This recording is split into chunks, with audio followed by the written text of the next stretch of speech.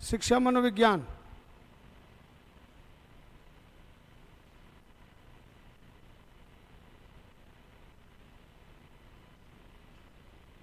शिक्षा मनोविज्ञान।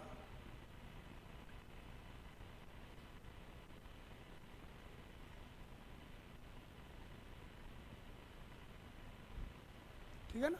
शिक्षा मनोविज्ञान यानी शिक्षा में मनोविज्ञान के नियमों का प्रयोग, उसको कहते हैं शिक्षा। यानी शिक्षा में जब मनोविज्ञान के नियमों का प्रयोग होने लगा तो शिक्षा क्या हो गई? बाल केंद्रित। कल बताया था ना भाई, शिक्षा भी स्वतंत्र है विषय और मनोविज्ञान भी स्वतंत्र विषय है, दोनों स्वतंत्र हैं अपनी अपनी जगह। लेकिन जब शिक्षा को मनोविज्ञान के नियमों के अनुसार नहीं दिया जाता था तब शिक्षा केवल शिक्षा थी, शिक्षा मनोविज्ञान नहीं था। तो उस समय शिक्षा कैसी थी? अध्यापक केंद्रित। क्या थी? अध्यापक केंद्रित, यानी जिसमें अध्यापक सक्रिय रहता था, अध्यापक सक्रिय रहता था, उसको कहते हैं अपन अध्यापक केंद्रित। और जब शिक्षा को मनोविज्ञान के नियमों के अनुसार, मनोविज्ञान के नियमों के अनुसार दिया जाने लगा तो शिक्षा क्या हो गई? बाल केंद्रित। बाल केंद्रित शिक्षा। और बाल केंद्रित शिक्षा का विचार सबसे पहले किसने दिया? कल लिखाया था आपको, लिखवाया था कि नहीं लिखवाया था? जॉन डीवी ने। किसने दिया था? जॉन डीवी ने। जॉन ड्यूवी एक ही बात है, अंग्रेजी में है ना, ये DWEVY है। तो जॉन डीवी, इसने बाल केंद्रित शिक्षा का विचार सबसे पहले दिया था। किसने? जॉन डीवी ने। अब बाल केंद्रित शिक्षा अपन किसको कहें? भाई बात ये आती है, बाल केंद्रित शिक्षा अपन किसको कहें? जो बालकों की योग्यता, क्षमता, स्तर को ध्यान में रख करके जो शिक्षा दी जाती है, जिसमें बालक सक्रिय रहेगा। कौन सक्रिय रहेगा? बालक। और जबकि अध्यापक केंद्रित में अध्यापक सक्रिय रहता था, और बाल केंद्रित साहब लिखा है बाल केंद्रित, यानी जो बालकों पर केंद्रित होती है। बालकों पर केंद्रित कैसे होगी? कि जो बालक की योग्यता, क्षमता, स्तर आदि का ध्यान रखते हुए शिक्षा दी जाती है, उसे कहेंगे, क्या कहेंगे? बाल केंद्रित। अब इसमें सक्रिय कौन रहेगा? बालक रहेगा।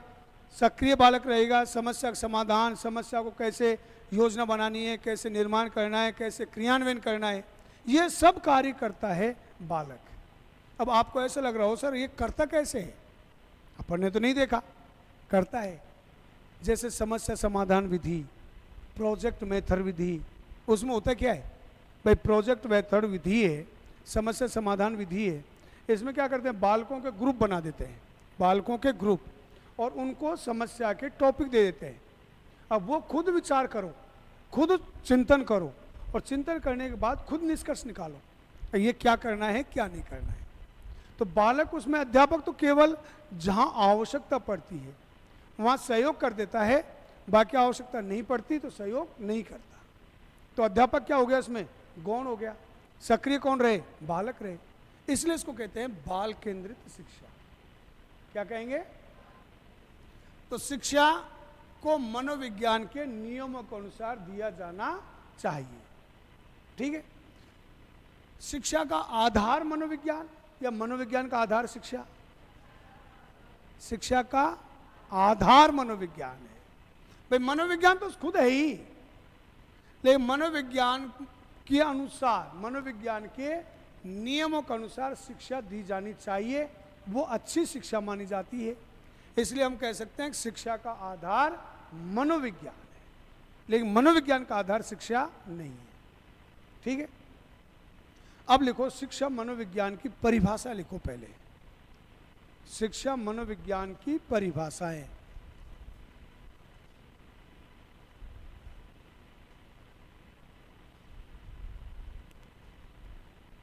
शिक्षा मनोविज्ञान की परिभाषाएं।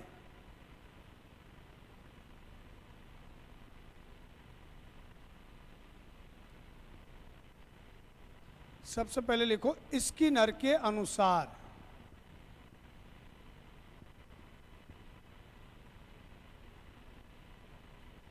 स्किनर के अनुसार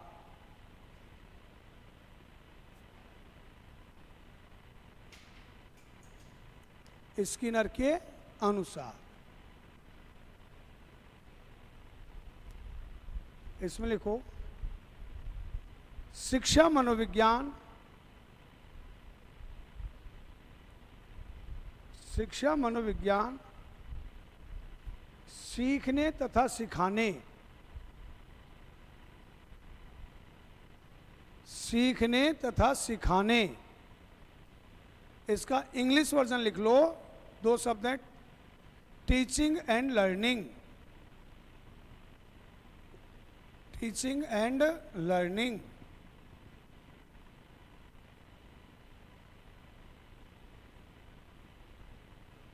सीखने तथा सिखाने यानी टीचिंग एंड लर्निंग। भाई मैंने तो तुमको समझने के लिए सरल शब्द लिखा दिए। वो टीचिंग का शिक्षण लिख सकता है, लर्निंग का अधिगम लिख सकता है। शिक्षा मनोविज्ञान टीचिंग शिक्षण तथा अधिगम का, जो अधिगम का विज्ञान है, तो शिक्षा मनोविज्ञान सीखने तथा सिखाने का विज्ञान है, विज्ञान है।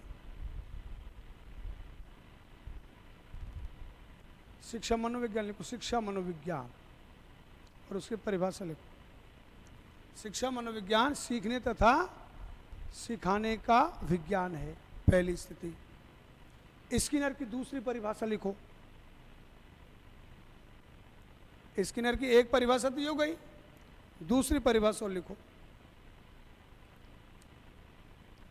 शिक्षा मनोविज्ञान शिक्षा मनोविज्ञान अध्यापकों की तैयारी की। शिक्षा मनोविज्ञान अध्यापकों की तैयारी की आधारशिला है। शिक्षा मनोविज्ञान अध्यापकों की तैयारी की आधारशिला है।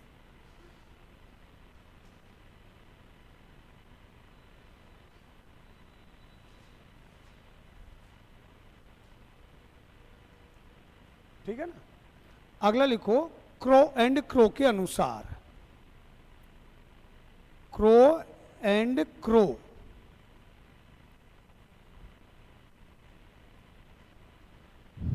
क्रो एंड क्रो के अनुसार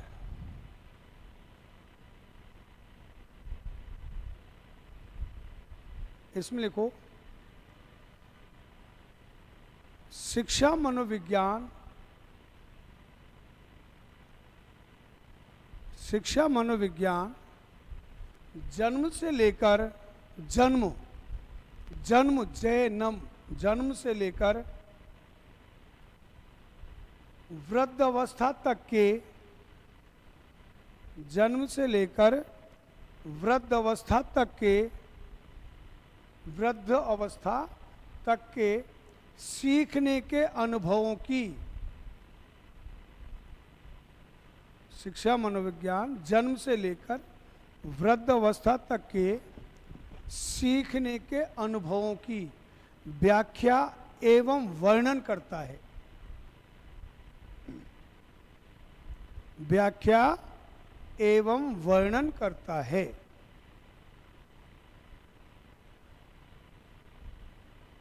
व्याख्या एवं वर्णन करता है। अब तो इसमें स्किनर ने दो चीज बताई। क्या बताया था? सीखने तथा सिखाने यानी टीचिंग एंड लर्निंग। दूसरा अध्यापकों की तैयारी की आधारशिला है। ध्यान रखना ये दो परिभाषा, दो तीनों है ना, कई बार पूछी गई है, कई बार पूछ लिया इनको। एक तो कल लिखा था मैंने अरस्तु वाला शिक्षा का, स्वस्थ शरीर में स्वस्थ मस्तिष्क का निर्माण करना ही शिक्षा है। ये ऐसी परिभाषा है जो हम यूज करते हैं। इसका जो कारण है कि जो यूज करते हैं ना वो दिमाग में पहले आती है। कोई भी चीज़ आती है जिसका हम प्रयोग तो करते हैं लेकिन हमें ये पता नहीं होता कि ये किसने कहा है, और वो वही पूछ लेता है कि किसने कहा। तो स्वस्थ शरीर में स्वस्थ मस्तिष्क का निर्माण करना ही शिक्षा है। वो शिक्षा के बारे में वो किसने कहा? अरस्तु ने। और महात्मा गांधी ने जो कहा था वो कल बताया था, अगर शिक्षा से मेरा तात्पर्य बालक तथा व्यक्ति के शरीर, मन और आत्मा का सर्वांगीण विकास, ये महात्मा गांधी ने कहा था। दूसरा, अब शिक्षा मनोविज्ञान की अपन बात करें तो स्किनर की ये दोनों परिभाषाएं प्रसिद्ध है। भाई अध्यापकों की तैयारी की आधारशिला, शिक्षा मनोविज्ञान को बताया। दूसरा, सीखने तथा सिखाने, यानी शिक्षण तथा अधिगम का विज्ञान है। और क्रो एंड क्रो ने क्या कह दिया?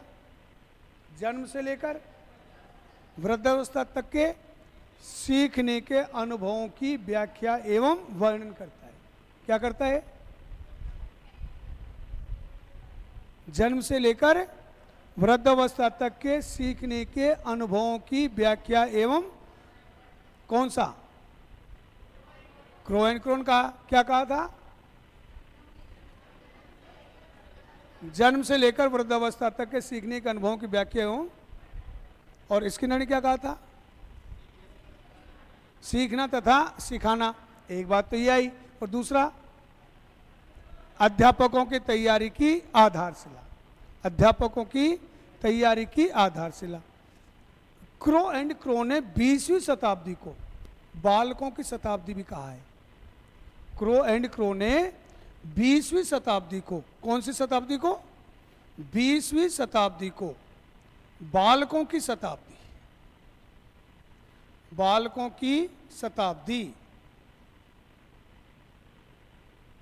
वो कहा था किसने? क्रो एंड क्रो ने।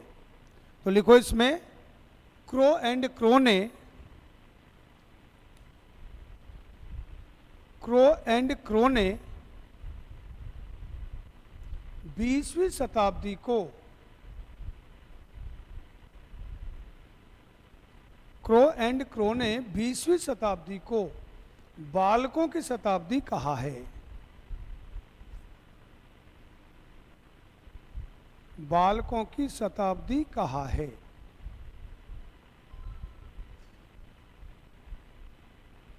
ठीक है, लिख लिया ना? ये तो थी इसकी परिभाषा, जिन्होंने क्या क्या कहा। अब देखो अपन देखते हैं शिक्षा मनोविज्ञान का क्षेत्र क्या है।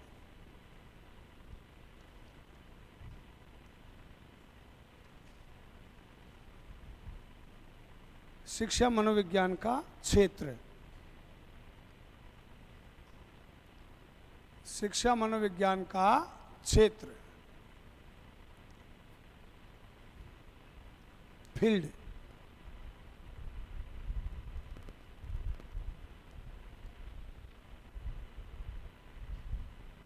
अब देखो शिक्षा मनोविज्ञान का क्षेत्र क्या क्या है। अब शिक्षा मनोविज्ञान का, शिक्षा का मतलब क्या है? एक शिक्षा तो वो होती है जो अपन क्लास में पढ़ाते हैं, वो तो कहलाती है औपचारिक। और जो अपन आजीवन ग्रहण करते हैं वो कहलाती है अनौपचारिक। और जो प्रौढ़ शिक्षा होती है वो कहलाती है निरौपचारिक। भाई शिक्षा के 3 रूप ही तो आते हैं ना, औपचारिक, अनौपचारिक और निरौपचारिक। अब औपचारिक शिक्षा अपन तो इससे जोड़ते हैं इसको, औपचारिक शिक्षा, इसमें ही वो भी आता है अनौपचारिक वाला भी। लेकिन अपन तो किसकी बात करेंगे? जो क्लासरूम की बात है। भाई क्लासरूम में अध्यापक पढ़ाएगा ना वो। तो मनोविज्ञान का जो क्षेत्र है वो क्षेत्र आएगा अपने क्लासरूम से संबंधित। अब तो क्लासरूम में अध्यापक क्या क्या करता है? शिक्षण विधियां प्रयोग करेगा। शिक्षण विधियां किसके अंतर्गत आएंगी? शिक्षा मनोविज्ञान की।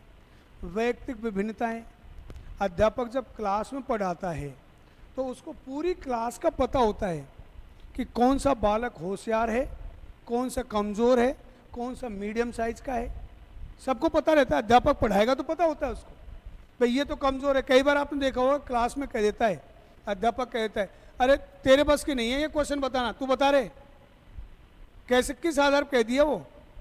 अगर ये कमज़ोर है उससे उस स्तर का प्रश्न पूछेंगे, फिर उसको प्रोत्साहित करते हैं जिससे कि वो और भी ज़्यादा पढ़े। प्रोत्साहित करते हैं उसको, प्रशंसा करते हैं, देख याद तो कर सकता है, पढ़ता ही नहीं है, तेरे में बुद्धि तो बहुत ज़्यादा है। जबकि अध्यापक को तो पता होता है ना बुद्धि कितना पढ़ता कि नहीं पढ़ता है, लेकिन वो प्रशंसा करेगा। वो प्रशंसा इसलिए करता है कि ये प्रोत्साहित होकर के पढ़े, और जब थोड़ा सा प्रोत्साहित हो गया तो वो बढ़ भी जाता है कई बार। तो यहाँ शिक्षा मनोविज्ञान का क्षेत्र अपन क्लास से संबंधित लेंगे। शिक्षण सहायक सामग्री, बीएड में आपने पढ़ा होगा टीए, वो ले जाते थे, वो उसका चार्ट वगैरह ले जाते थे, वो क्या कहलाती थी? शिक्षण सहायक सामग्री। इसी में होती है शिक्षण विधियाँ, व्यवहार की समस्याएं, बालकों के सीखने की समस्याएं, पाठ्यक्रम, निदानात्मक उपचारात्मक शिक्षण। कमज़ोर बालक है उनका निदानात्मक उपचारात्मक शिक्षण भी करना पड़ेगा, और बालकों को मार्गदर्शन, व्यक्तिगत उपचार, व्यक्ति रूप से शिक्षण, ये सब किस में आएंगे? शिक्षा में। मापन तथा मूल्यांकन, टेस्ट लेते ना, टेस्ट, वो इसी में आता है। भाई अध्यापक जो क्लासरूम में करता है ना, वो सब किस में आएगा? शिक्षा मनोविज्ञान। ठीक है, तो लिखो इसमें शिक्षा मनोविज्ञान का क्षेत्र। सबसे पहले लिखो नंबर 1, इसमें नहीं दिया होगा, ये कॉमन चीज है, हाँ वो दे रखा हो, नॉर्मल से दे रखा हो। लिखो शिक्षा मनोविज्ञान का क्षेत्र, इसमें लिखो शिक्षण विधियां,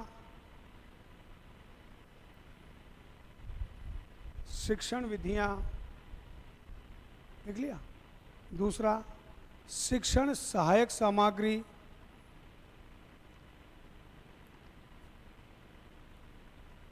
शिक्षण सहायक सामग्री। अगला लिखो बालकों के सीखने की समस्याएं, सीखने की समस्याएं।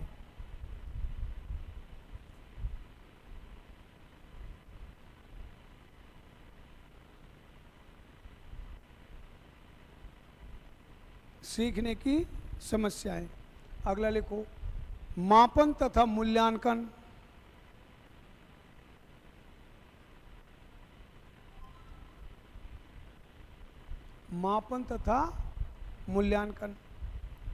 अगला लिखो निदानात्मक तथा उपचारात्मक शिक्षण, निदानात्मक तथा उपचार, नहीं, डायग्नोसिस और वो है ना निदानात्मक तथा उपचारात्मक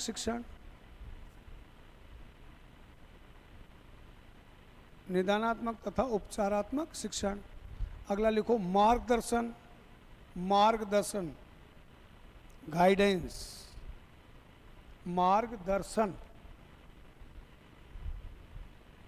लिख लिया। अगला लिखो शिक्षण सहायक सामग्री, लिख ली क्या? शिक्षण सहायक सामग्री। अच्छा, और वैयक्तिक उपचार या वैयक्तिक शिक्षण, वैयक्तिक शिक्षण, टीचिंग, वैयक्तिक शिक्षण।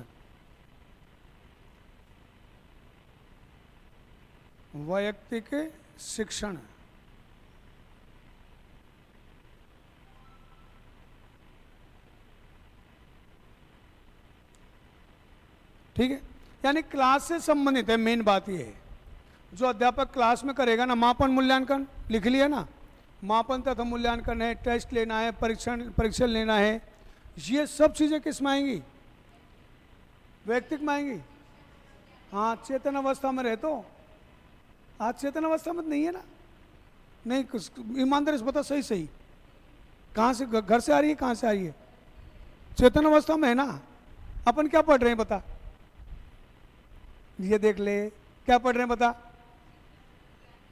शिक्षा मनोविज्ञान का क्षेत्र। इससे पहले क्या पढ़ी थी? देखो कि नहीं, विद्या माता का समय देखा तो क्या पढ़ा? तो परिभाषा पढ़ी थी ना। परिभाषा में स्किनर ने क्या कहा था? सीखने तथा सिखाने का, और दूसरी अध्यापकों की तैयारी की आधारशिला। ये किसने कहा था? स्किनर ने, और क्रो एंड क्रो ने जन्म से लेकर वृद्ध अवस्था तक के सीखने के अनुभवों की व्याख्या एवं वर्णन करता है। और 20वीं शताब्दी क्या कहा था? बालकों की शताब्दी। अब आइए चेतन अवस्था में पूर्ण रूपे। तो बालकों की शताब्दी किसने कहा था? क्रो एंड क्रो ने। तो ये था शिक्षा मनोविज्ञान वाला मामला, ठीक है ना। तो कल भी पढ़ लिया था ये आधा सा, आधा आज रह गया था, आधा कल हो गया था। तो यहां तक कोई दिक्कत है क्या भाई? देखो इसमें मेन जो प्रश्न जनरली उठते हैं ना, व्यक्तिगत रूप से बालकों को व्यक्तिगत रूप रोक लेते हैं ना। अगर तू 1 घंटा रुकना, आध घंटे रुकना, तो तेरे ये समझ नहीं आया, पूछ लेना मेरे से, मैं तुझे और पढ़ाऊंगा। वो क्या है? व्यक्तिगत शिक्षण पे अध्यापक कह देता है ना, तेरे ये समझ नहीं आया, तू ऐसा करना, छुट्टी होने के बाद आध घंटे रुकना, 10 मिनट रुकना, मैं तुझे समझाऊंगा। वो व्यक्तिगत शिक्षण होता है। अब देखो इसमें से जनरली जो प्रश्न उठते हैं ना, अब इसमें जो प्रश्न उठते हैं, जो शिक्षा मनोविज्ञान, शिक्षा मनोविज्ञान, पहली स्थिति तो ये मनोविज्ञान कैसा विज्ञान है, पहली स्थिति आती है। बताया था तुमको कैसा मनोविज्ञान है, शिक्षा मनोविज्ञान कैसा विज्ञान। हाँ, और नियामक और विधायत्मक। मुर्गी बन जा, झूठ ये नहीं कहा। बताओ क्या बताया था? मैं इसलिए कह रहा हूं क्वेश्चन जो उठते हैं, एक एक शब्द का क्वेश्चन हो जाता है, आंसर एक एक शब्द का ही होगा। अब सुन लो, अरे मैं बता रहा हूं, फिर देख लेना। वो बताया था नियामक और वो बताया था सैद्धांतिक, जिसमें नियम बनते हैं, वो है शिक्षा मनोविज्ञान। पहली स्थिति ये अनुप्रयुक्त या व्यवहारिक मनोविज्ञान है। कैसा है? अनुप्रयुक्त या व्यवहारिक मनोविज्ञान।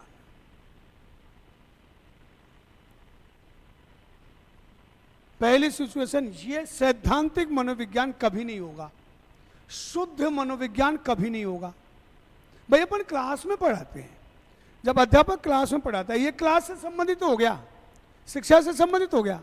अब क्लास में जो पढ़ाते हैं वो निष्कर्ष प्रयोगशाला के नहीं है भाई, वो तो सामान्य अध्ययन है।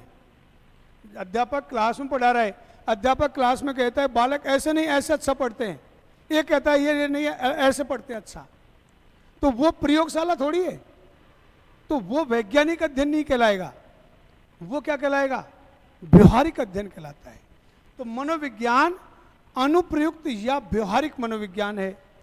शिक्षा में मनोविज्ञान के नियमों का प्रयोग करता है।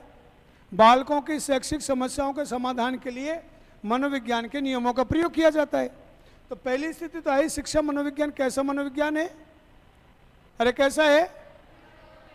अनुप्रयुक्त या व्यवहारिक, या लगाएंगे, एक शब्द आएगा, कोई सा भी आए, यानी इंग्लिश में कहेंगे इसको एप्लाइड साइकोलॉजी, वो ये कहलाती है। दूसरा, ये मनोविज्ञान नियामक नहीं है, केवल विधायत्मक है, पॉजिटिव साइंस है, नियामक नहीं है।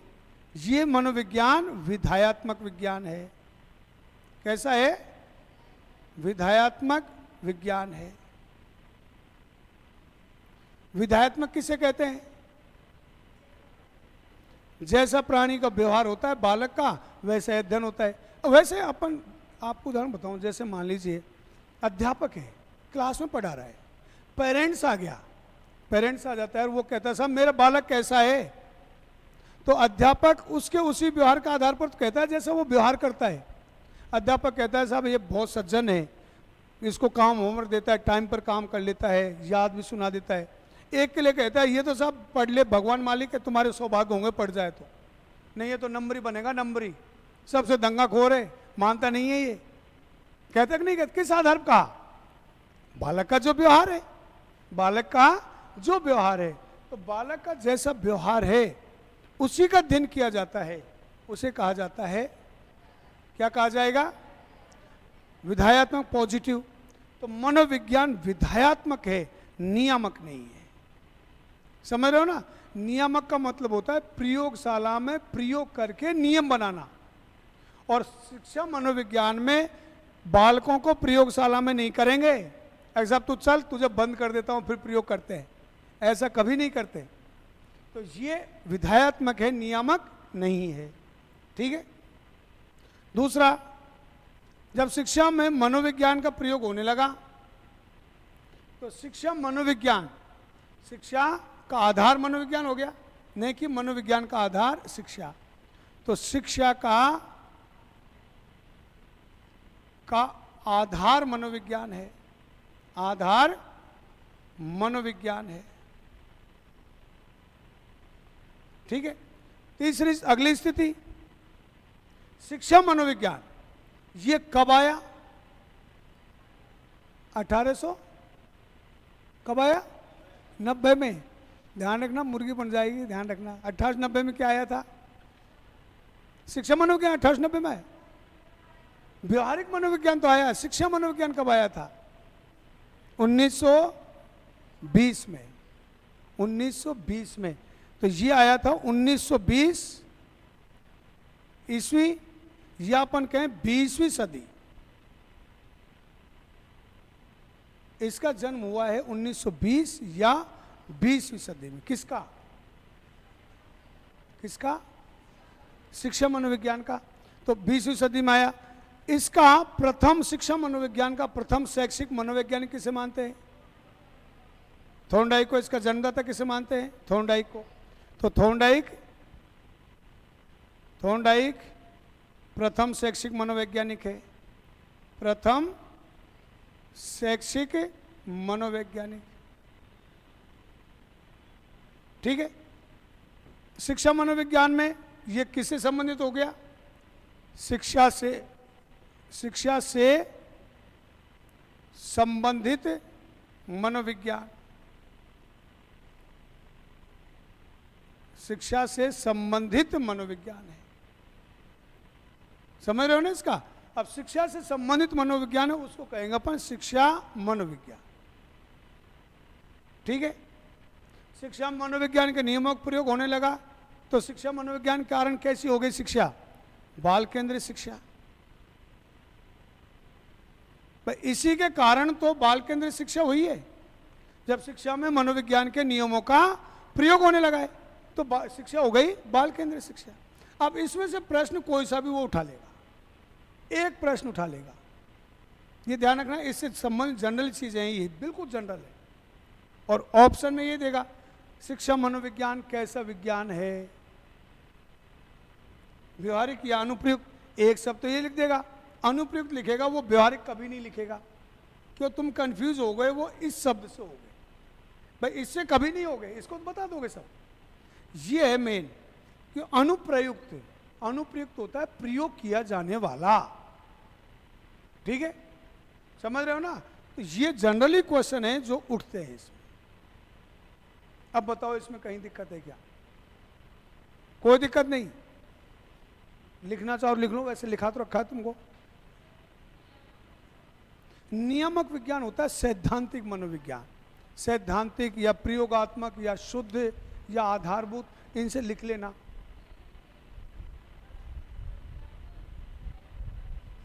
वो उत्कर्ष में पढ़ा है तुमने, मैं बताता हूँ किसी जगह नहीं, उत्कर्ष में वैष्णव का पढ़ा होगा। किस में देखा बता? हाँ, और बिल्कुल गलत है ये। अपनी जो यूनिवर्सिटी बुक है ना, वो सब यही कहती है। नियामक का उनको अर्थ का पता ही नहीं है, नियामक क्या है। नियम से रिलेटेड नहीं होता। नियामक का मतलब होता है वह मनोविज्ञान जिसमें प्रयोगशाला में प्रयोग करके नियम बनाए जाते हैं, उसको कहते हैं हम नियामक। और वो कहते हैं जीवन में नियम प्रयोग होता है। जीवन में नियम प्रयोग करता है वो तो अनुप्रयुक्त होता है, वो उसका होता ही नहीं। और राजस्थान यूनिवर्सिटी बुक है वही कहती है, लेकिन अगलों ने अपनी परिभाषा कर रखी है, क्या लाज ये है। और ये सीटेट में और आ चुका, प्रश्न भी आ चुका सीटेट में। ये एक मनोविज्ञान कैसा विज्ञान है, तो उसमें दोनों उसमें आया है। लिखो इसका।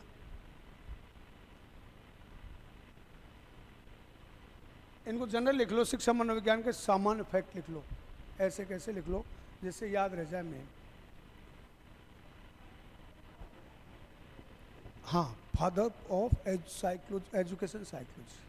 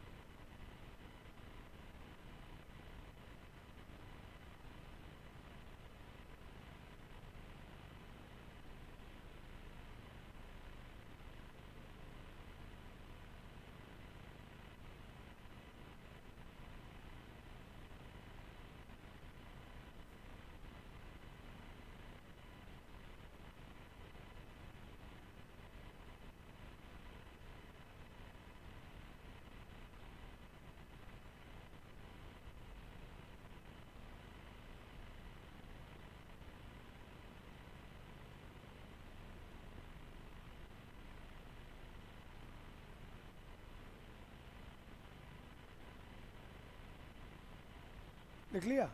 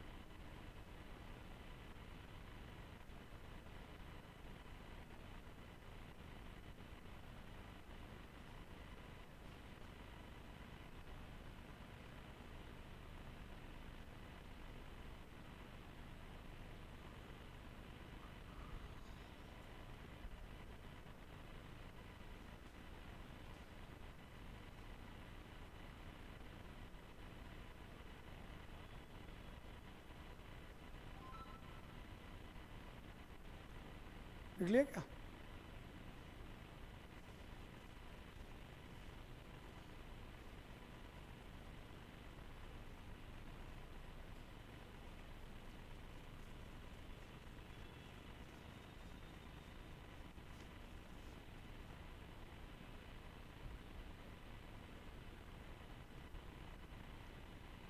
अब देखो इसमें, अब आते हैं मनोविज्ञान के विभिन्न मनोवैज्ञानिकों का योगदान तथा संप्रदाय। अगला टॉपिक लिखो, टॉपिक लिख लो, विभिन्न मनोवैज्ञानिकों का योगदान, विभिन्न मनोवैज्ञानिक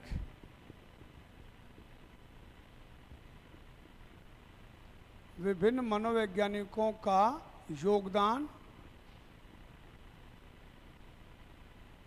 तथा संप्रदाय।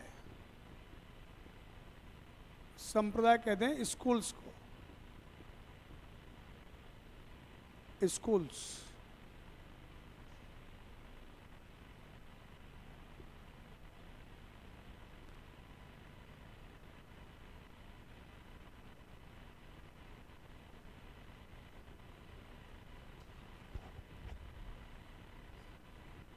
स्कूल्स।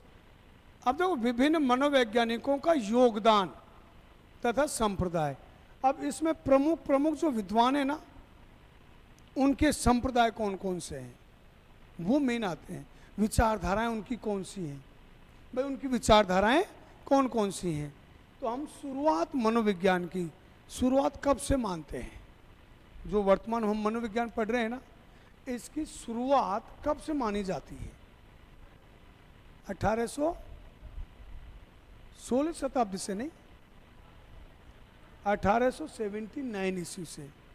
क्यों मानी जाती है? अलग हुआ कैसे मानते हैं अपन अलग हुआ?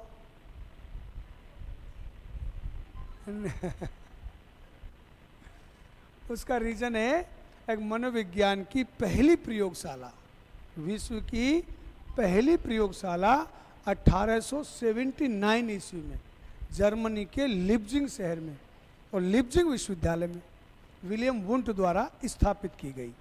भाई विश्व की प्रथम प्रयोगशाला 1879 ईस्वी में यहाँ स्थापित की गई विलियम वुंट द्वारा। किसके द्वारा? वुंट के द्वारा, जर्मनी के लिप्जिंग शहर में। इससे पहले मनोविज्ञान का कोई प्रयोगशाला थी नहीं।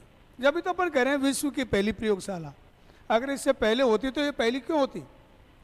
पहले मनोविज्ञान पढ़ा जाता था दर्शन शास्त्र में, स्वतंत्र विषय था ही नहीं, यानी स्वतंत्र रूप से किसी भी विद्वान ने अध्ययन नहीं किया भाई मनोविज्ञान क्या है। पहली बार मनोविज्ञान की प्रयोगशाला स्थापित हुई, वो हुई थी 1879 से। और 1879 में जो प्रयोगशाला स्थापित हुई वो की थी विलियम वुंट ने। किसने? विलियम वुंट ने। तो स्वाभाविक है विलियम वुंट ने पहला प्रयोग किया। भाई विलियम वुंट ने पहला प्रयोग किया तो मनोविज्ञान में प्रयोगों का जन्मदाता। भाई जब पहला प्रयोग किया है, स्वाभाविक सी बात है, पहली प्रयोगशाला किसने स्थापित की? वुंट ने की। वुंट ने की ना। जब प्रयोगशाला स्थापित की है तो प्रयोग दूसरा कौन करेगा? वुंट ही करेगा। तो विश्व में या मनोविज्ञान में पहला प्रयोग करने वाला विद्वान विलियम वुंट कहलाएगा। तो मनोविज्ञान में प्रयोगों का जन्मदाता विलियम वुंट, विलियम वुंट होगा। जब विलियम वुंट ने पहले प्रयोग किया तो नियम भी बनाया होगा। भाई नियम भी बनाया होगा, सिद्धांत भी बनाया होगा। तो मनोविज्ञान में सिद्धांत या नियम बनाने वाला पहला विद्वान कौन था? विलियम वुंट पहला है। तो विचारधारा भी किसकी आएगी? पहली विलियम वुंट की आएगी, पहली विचारधारा। तो पहली विचारधारा, पहला संप्रदाय विलियम वुंट का आता है, वो है संरचनावादी संप्रदाय। संरचनावादी संप्रदाय,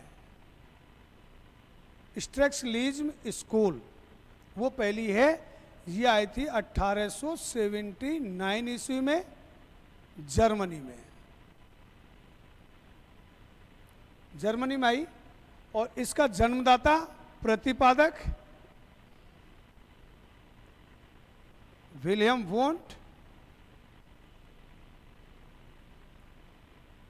और अन्य विद्वान है, अन्य टिचनर। ये दो ही विद्वान हैं इसमें। तो संरचनावाद में दो ही विद्वान हैं, विलियम वुंट और टिचनर। ये लिख लो।